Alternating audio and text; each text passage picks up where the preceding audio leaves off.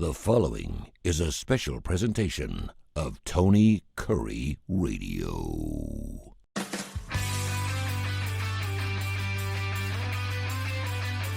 Welcome back to Bite by Bite. I'm Tony Kurre. He's Michael Coleman, the Heart of Alabama Food Bank CEO. This week we want to talk about, this is really, really interesting. And we were talking before we actually started the show. It's kind of an uphill battle. You obviously have a want and a need. You want to provide food and resources to people, obviously, who are hungry. But they also have health conditions, whether they're epileptic, maybe they got hypertension, maybe they're obese. How do you go about making sure that the people that you are helping, you're helping at the highest source you possibly can by making sure they're getting the right food? Yeah, a lot of people sometimes, so it's so interesting the way different people view the food bank. And like I've said this before, sometimes they just view the food bank as a big food pantry. And then sometimes when they find out, well, 60% of your food comes from donated sources, well, then we're at the mercy of what gets donated. And lots of times it'll be excessive things that people who are battling health issues or weight issues, which you see in poverty, there's so much obesity. You look here in Alabama, especially among our poverty, regardless of race, just the poverty class is heavily overweight. And so they're going to suffer from higher rates of obesity, hypertension, diabetes, all those kind of health things. Those are things that are the single greatest health issues that can be controlled with diet and exercise. Okay. But then, so we need to be issuing out the canned produce that we give out needs to be low salt. Well, guess what? The manufacturers don't make as much of that, so there's not as much excess to donate.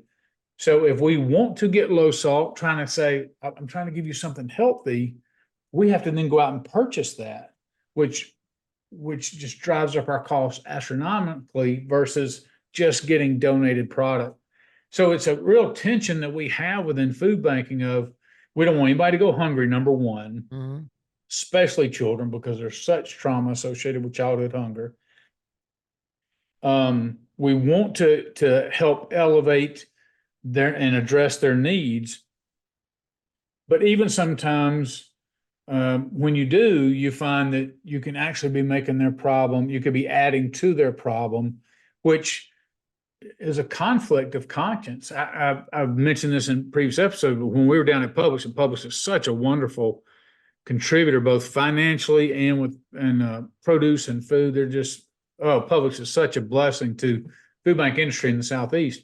They invited us all down to their headquarters, and I had a talk with their CEO, and I told the CEO, look, I get you want to give us all your excess bakery.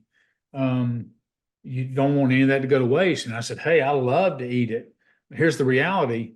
I have so many people that if you want me to distribute that, it's just going to make people's lives worse. They don't have the understanding as to how to make knowledgeable decisions.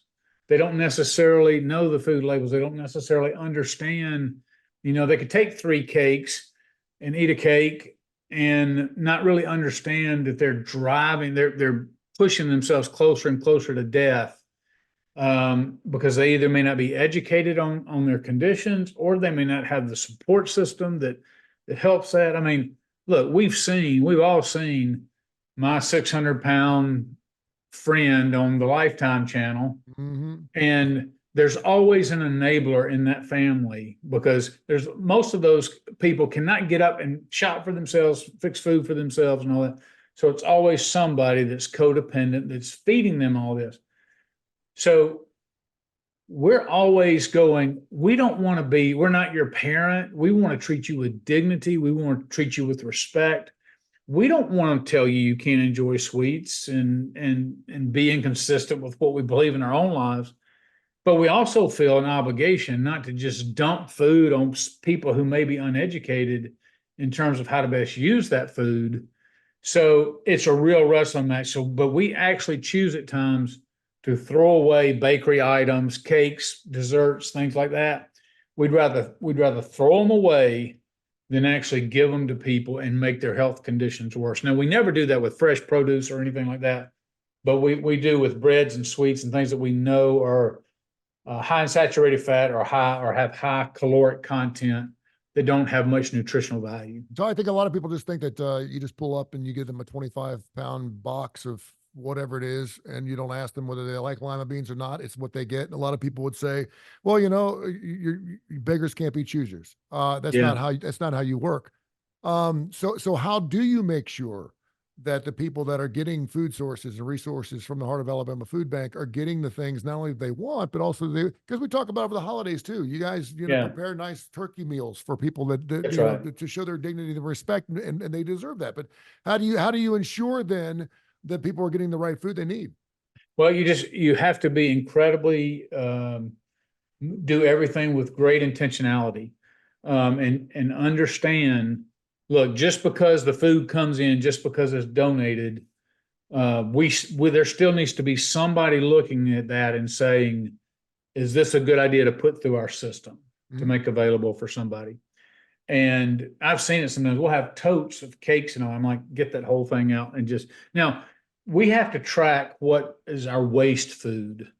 And so it runs it up kind of in a negative way, but I'm like, I'd rather you blame me for throwing away cakes and stuff. Like I said, I'm not talking about, I'd love for a family to get a cake so that a child can have a birthday cake that otherwise maybe wouldn't be. I love that. So it's not that we get rid of all sweets, but I don't want to just overwhelm agencies to where they find themselves giving that out as replacements for healthy proteins and healthy produce.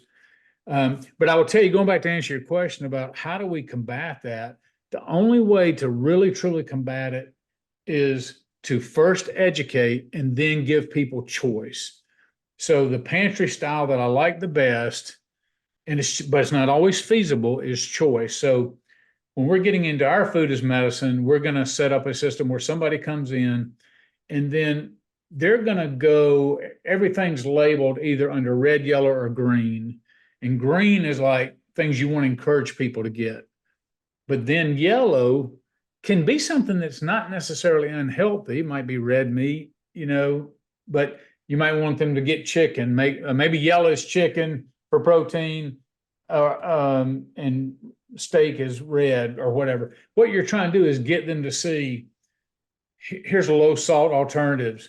This can help you. So if it's under the green label, you don't necessarily have to read every food label, but if we have it here stacked under something green, that's generally more healthy. We want you to get more of that. So if I were to assign somebody and say, okay, you have 50 points.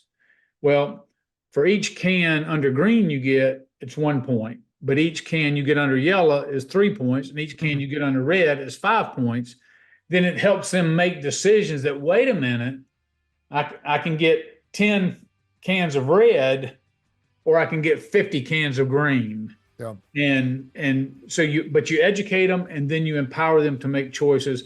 And when we do that, we're treating people with respect, with dignity, lifting them up, honoring them, and not judging them for a condition that they're in. But I just think it's such an important aspect. And I know that there's so many people, not just here at the Heart of Alabama Food Bank, all the food banks, they wrestle with this. They genuinely care about those that they're serving and trying to strike that right balance of, when to give and when to protect.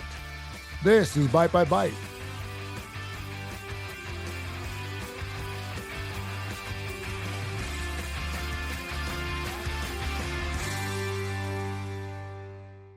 This has been a special presentation of Tony Kurre Radio.